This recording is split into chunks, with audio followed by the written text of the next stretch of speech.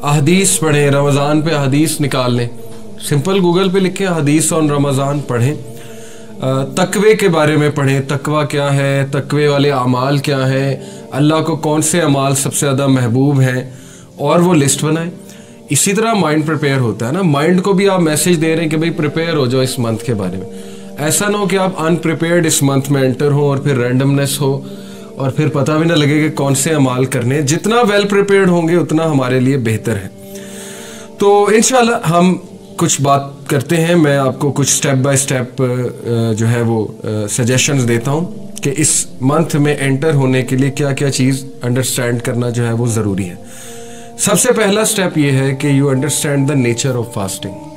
और उससे मेरी क्या मुराद है, जाहिर है कि जब रोज़ों का जहन में नाम आता है तो पकौड़े, समोसे, रोल्स, ये सारी चीज़ें जहन में आती हैं, जो कि बड़ा मशहूर है हमारे यहाँ। बल्कि लोग माइंड कर जाते हैं अगर उनके सामने पकौड़े ना रखो, वो कहते हैं ये इफ्तारी सही से कराई नहीं अगले ने, कोई हेल्दी चीज़ रख दो माइंड कर जाते हैं। यानी फ्रूट हेल्दी है, खजूरें हेल्दी हैं, और ज़्यादा ना खिलाओ तो लोग गुस्सा भी हो जाते हैं जब अफ्तारी की जाए। तो एहतमाम बहुत किया जाता है हमारे यहाँ माशाल्लाह सब कॉन्टिनेंट में। रूह अफ़ज़ा मस्ट है, पकौड़े मस्ट हैं, चकोरियाँ कह लें, वो ऑयली प्रोडक्ट्स मस्ट हैं, फिर ये समोसे और रोल्स लोग स्पेशल बनवाते हैं। ठीक है, अल्लाह ताला की हलाल करदा चीज़ें हैं, खाने में कोई हर्ज नहीं है, मना नहीं है, बल्कि खुशी का मौका है, इफ्तारी खुशी से ही करनी चाहिए। बट बात यह है ना कि somewhere down the line in चीज़ों की वजह से हम असल मकसद से हट जाते हैं और अपने ऊपर बहुत बर्डन ले लेते हैं।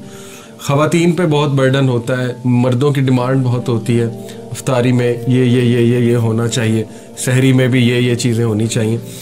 फिर हमारे यहाँ बोंग पाए और निहारी से सहरी हो रही होती है और पराठों से, तो उसके बाद फिर ज़ाहिर है प्यास ही लगनी है, उसके बाद नींद आनी है टिका के। तो वो बोंग पाए खा के जब आप सोओगे तो टिका के सोओगे, तो वो रोज़े का मकसद ही ख़त्म हो गया। अल्लाह ताला का हुक्म था कि रोज़े को जितना मैक्सिमम आप जाग के गुजार लो, जितना उसका वो चीज़ फ़ील कर लो, रूहानियत फ़ील कर लो। रूहानियत इसी तरह आती है, भूख से ही रूहानियत आती है। जो बंदा ज़्यादा खाता है, ज़्यादा सोता है, वो रूहानी तो कभी नहीं हो सकता। ये तो बुनियादी बातें हैं, बुनियादी उसूल है। कम बोलना, कम खाना, कम सोना, ये रूहानियत की निशानी है। हकीम लुकमान से किसी ने पूछा था कि आपके यहाँ इतने लोग आते हैं आपसे मशवरा करने, आप हकीम कैसे बन गए? तो उन्होंने कहा कि 6 चीज़ें हैं, कम खाओ, कम सो, कम गुफ्तगू करो, वादा जब करो तो निभाओ, आंखों में हया पैदा करो, जब बोलो सच बोलो। ये 6 बातें उन्होंने बताई, तफसीर में आता है सूरह लुकमान की। तो हिकमत की ये निशानी है और एग्जैक्टली यही 6 चीज़ें इस रमज़ान हमें इंस्टिल कर रहा है। अगर आप गौर करें, जब इंसान रोज़े से होता है, अल्लाह के नबी ने उसको कम बोलने का जो है वो उस तरफ इशारा किया, खुसूसन अगर बुरी गुफ्तगू है, लड़ाई हो, इंसान कह दे जी कि मैं रोज़े से हूँ अगले को। और लड़ाइयाँ बहुत होती हैं रमज़ान में, लोग फ्रस्ट्रेटेड होते हैं, जॉब होल्डर्स स्पेशली बाइक पे निकले होते हैं, गाड़ियों पे निकले होते हैं, ज़ाहिर है गर्मी भी होती है, तो इन लोग जो है वो झड़प कर लेते हैं, लोग फ्रूट वालों से लड़ने लग जाते हैं, लोग मुख्तलिफ जगह जाकर जो है वो अपना टेम्पर लूज़ कर देते हैं। तो इसके बारे में क्लियरली रसूलुल्लाह सल्लल्लाहु अलैहि वसल्लम ने फरमाया कि अल्लाह ताला को तुम्हारी भूख और प्यास की कोई ज़रूरत नहीं है। अगर तुम ज़बान का ही ख्याल नहीं कर रहे हो, बैक बाइटिंग कर रहे हो, अगर तुम सख्त ज़ुबान अभी तक इस्तेमाल कर रहे हो, या तुम्हारे दिल नरम नहीं हुए, तो देखिए हर चीज़ की प्रैक्टिस है रमज़ान में, और ये सारे अमाल तकवा की तरफ ले जाते हैं, तकवे की ट्रेनिंग है। इसीलिए अल्लाह ने कुरान मजीद सूरह बकरा आयत नंबर 183 में कहा, या अय्युहल्लज़ीना आमनू कुतिबा अलैकुमुस्सियामु कमा कुतिबा अलल्लज़ीना मिन क़ब्लिकुम लअल्लकुम तत्तकून। ऐ लोगो जो ईमान लाए हो, रमज़ान हमने तुम पर रोज़े हमने तुम पर फ़र्ज़ किए हैं जैसे पिछली कौमों पर फ़र्ज़ किए थे, लअल्लकुम तत्तकून, ताकि तुम मुत्तकून बन जाओ, तकवे वाले बन जाओ, परहेज़गार बन जाओ। ये ट्रेनिंग है परहेज़गारी की। लेकिन वो परहेज़गारी कैसे अचीव होगी, ये एक सवालिया निशान है, और इसी के बारे में रिसर्च करनी चाहिए हमें कि परहेज़गारी का क्या वो मैकेनिज़्म है जो रमज़ान हमें देता है। तो उसमें यही है, कम सोना, कम खाना, कम बोलना, अपने मामलात को दुरुस्त करना और अल्लाह सुब्हानहू व तआला की इबादत में आगे बढ़ना। ये सारे तकवे के अमाल हैं।